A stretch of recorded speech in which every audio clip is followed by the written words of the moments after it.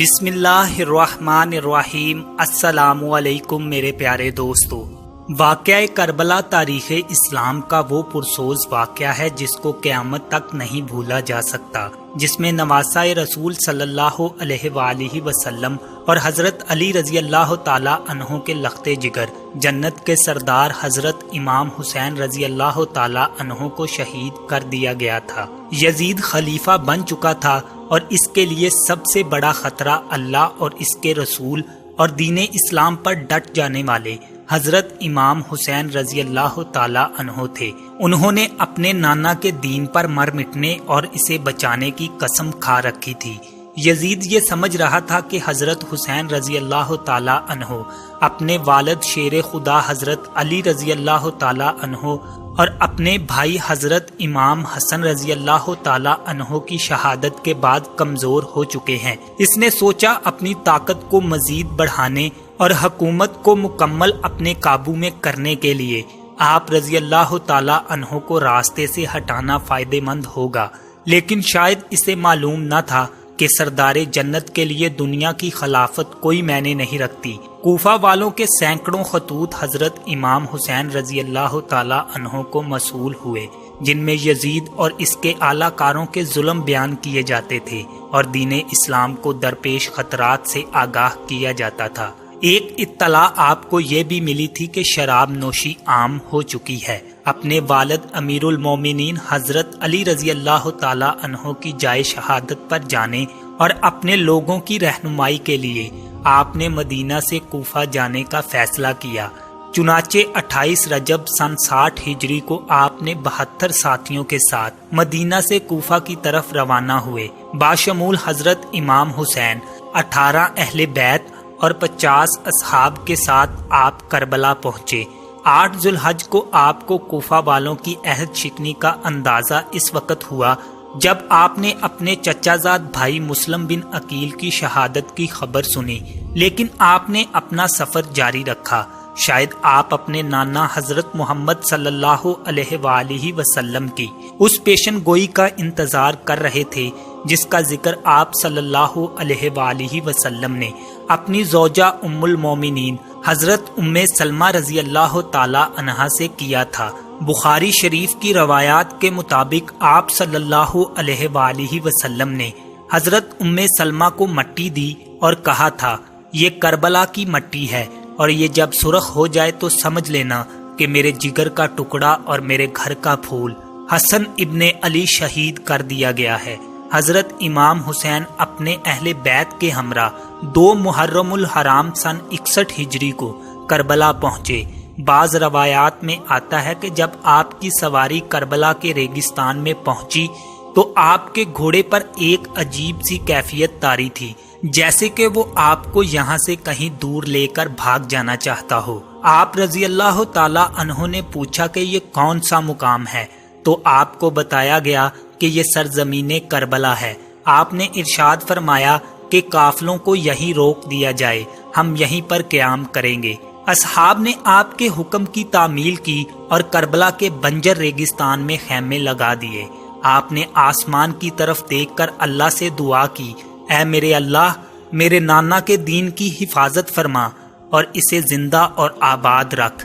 آپ رضی اللہ تعالی عنہ کو اطلاع مل چکی تھی کہ آپ کے چچا زاد بھائی حضرت مسلم بن عقیل، جن کو آپ نے اپنا سفیر بنا کر کوفہ بھیجا تھا تاکہ وہ وہاں کے حالات معلوم کر کے آپ کو خبر دیں، ان کو انتہائی بے دردی کے ساتھ شہید کر دیا گیا ہے۔ کوفہ کے لوگ جو کہ آپ کو بار بار خطوط بھیج رہے تھے، کوفہ کے گورنر ابن زید کے خفیہ لالچ سے حضرت مسلم بن عقیل کو تنہا چھوڑ چکے تھے اور وہ کوفہ کی گلیوں سے بالکل ناواقف تھے۔ ابن زید کے ایک سپہ سالار نے ان کو امان کا وعدہ دے کر گرفتار کر لیا اور بعد میں کوفہ کے محل سے دھکا دے کر شہید کر دیا۔ اپنے چچا زاد بھائی کی شہادت کا صدمہ اور کوفہ والوں کی بے وفائی کا افسوس آپ کو آگے بڑھنے پر مجبور کر رہا تھا، اور مقصد اتنا بڑا تھا کہ آپ پیچھے ہٹ نہیں سکتے تھے۔ حضرت امام حسین کو کوفہ سے سینکڑوں خطوط موصول ہوئے۔ ان کے جواب میں آپ نے جو خط حضرت مسلم بن عقیل کے ہاتھ بھیجا، اس کے الفاظ کچھ یوں تھے، آپ نے فرمایا میں اپنے خاندان کے سب سے بااعتماد چچا زاد بھائی کو آپ کی طرف بھیج رہا ہوں تاکہ وہ مجھے آپ لوگوں کے حالات سے آگاہ کرے۔ اگر اس نے مجھے یہ خبر دی کہ آپ لوگ وہی ہیں جنہوں نے خطوط لکھے تو میں آؤں گا۔ امام صرف وہ ہے جو کہ کتاب خدا پر عمل پیرا ہو، عدل قائم کرے اور دین حق پر یقین رکھتا ہو اور اپنے آپ کو خدا کے لیے وقف کر دے۔ لیکن افسوس کے سفیر حضرت امام حسین رضی اللہ تعالی عنہ حضرت مسلم بن عقیل کو شہید کر دیا گیا۔ خیمے لگ چکے تھے اور ترتیب کچھ یوں تھی کہ سب سے آگے کا جو خیمہ تھا حضرت عباس کا تھا۔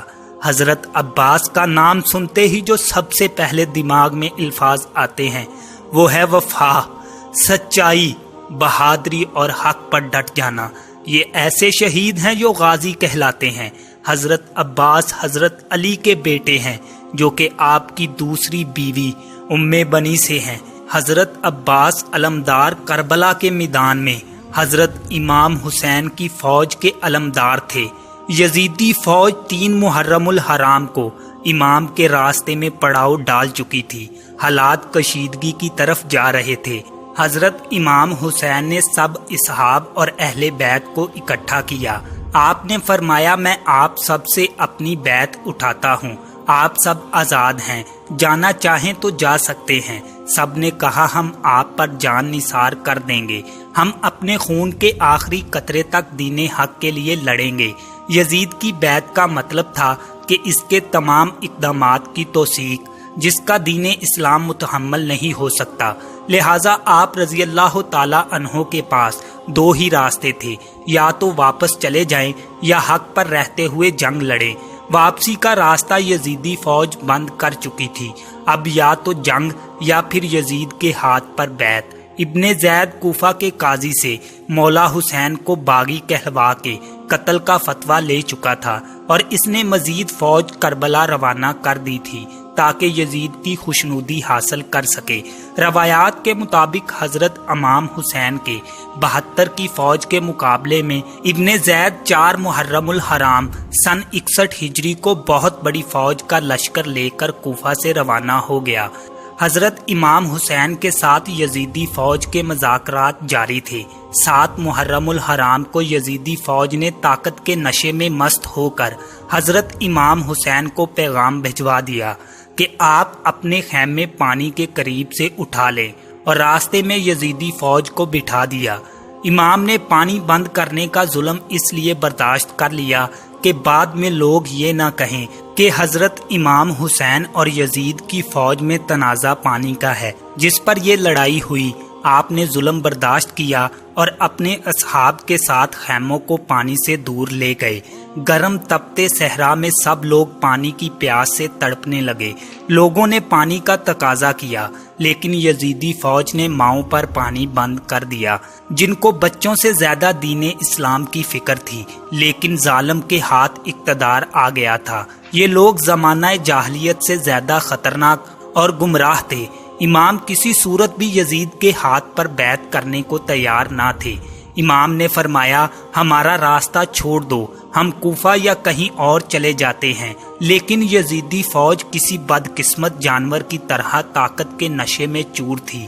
اس کے سربراہ نے کہا کہ 2 ہی راستے ہیں، یا تو بیعت کر لیں یا جنگ کے لیے تیار ہو جائیں۔ 9 محرم الحرام کو شمر یزید کے ساتھ کربلا کے میدان میں داخل ہوا۔ بعض روایات کے مطابق 9 محرم الحرام کو یزید کی فوج میں مزید جنگجو شامل کر دیے گئے جو کہ حضرت امام حسین کی فوج کے 72 جانثاروں سے جنگ کرنے کربلا میں آئے تھے۔ شمر نے آتے ہی اپنی عیاری اور مکاری کا استعمال کرنا چاہا اور اس نے حضرت عباس اور ان کے بھائیوں کے نام امان نامہ بھجوایا کہ آپ لوگ اصطلاحی سے الگ ہو جائیں، آپ کو ایمان ہے۔ شمر نے کہا آپ کی والدہ میرے قبیلے سے ہے اور اس رشتے سے میں آپ کا ماموں لگتا ہوں، لہٰذا آپ کو آپ کے بھائیوں سمیت امان دیتا ہوں، آپ جہاں جانا چاہتے ہیں چلے جائیں۔ حضرت عباس جن کا نام ہی وفا کا پیکر ہے، وہ کہاں ایسی باتوں میں آ کر اپنے بھائی کو چھوڑنے والے تھے۔ آپ کی ماں کا ذکر آیا تو حضرت عباس نے شمر سے کہا او مالون، اپنی ناپاک زبان سے میری ماں کا نام مت لے، ان کی تربیت اور حکم سے آج میں یہاں پر موجود ہوں۔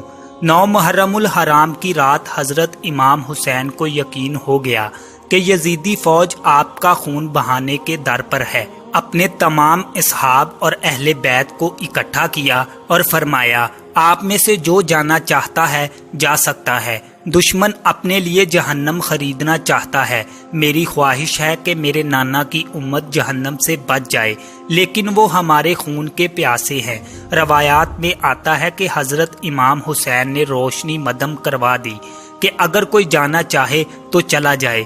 کچھ دیر کے بعد آپ نے اپنے باوفا بھائی اور ساتھی کو کہا، عباس روشنی بڑھا دو۔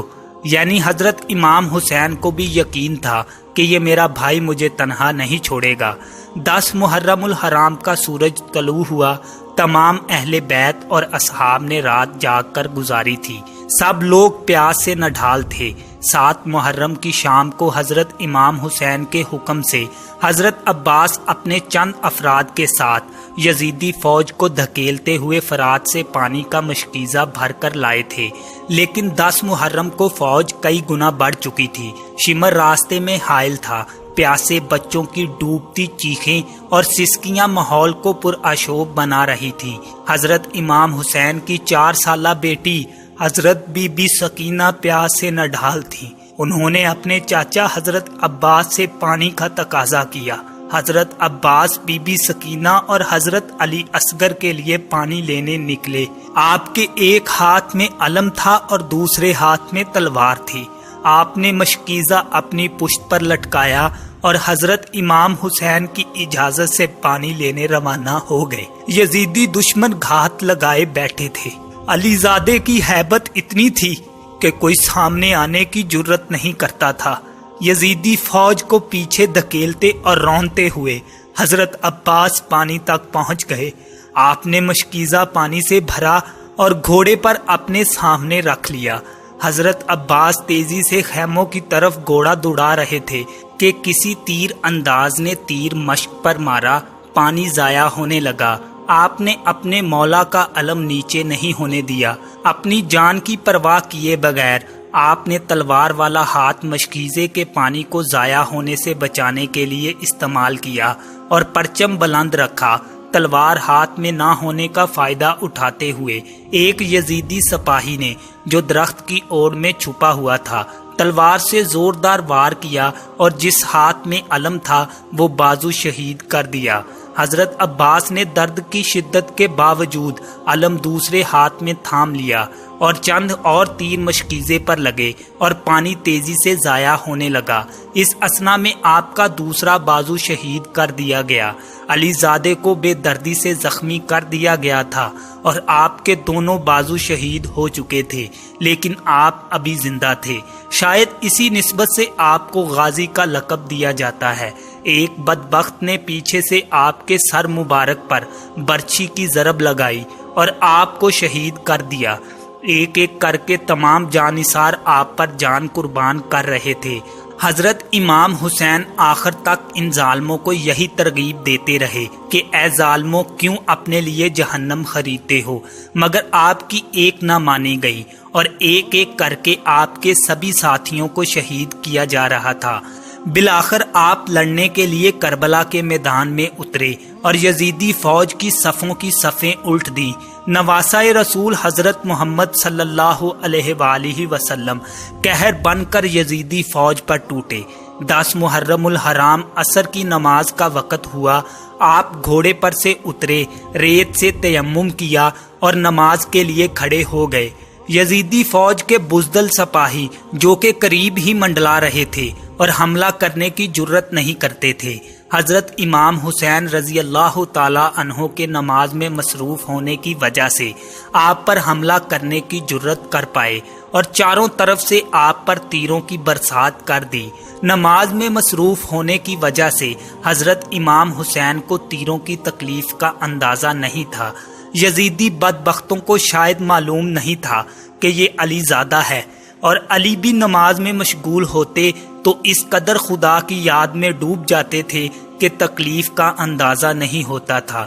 جب حضرت امام حسین رضی اللہ تعالی عنہ سجدے میں گئے تو شمر نے اپنی تلوار کی ضرب سے آپ کا سر مبارک جسم سے الگ کر دیا اور اس کو نیزے پر بلند کیا۔ حضرت زینب رضی اللہ تعالی عنہا یہ سارا منظر دیکھ رہی تھی۔ خیموں سے بیبیوں کے رونے کی آوازیں آئیں تو یزیدی فوجوں نے خیموں کو آگ لگا دی اور خواتین کے سروں سے دوپٹے چھین لیے اور سب کو قیدی بنا کر یزید کے دربار میں پیش کر دیا گیا۔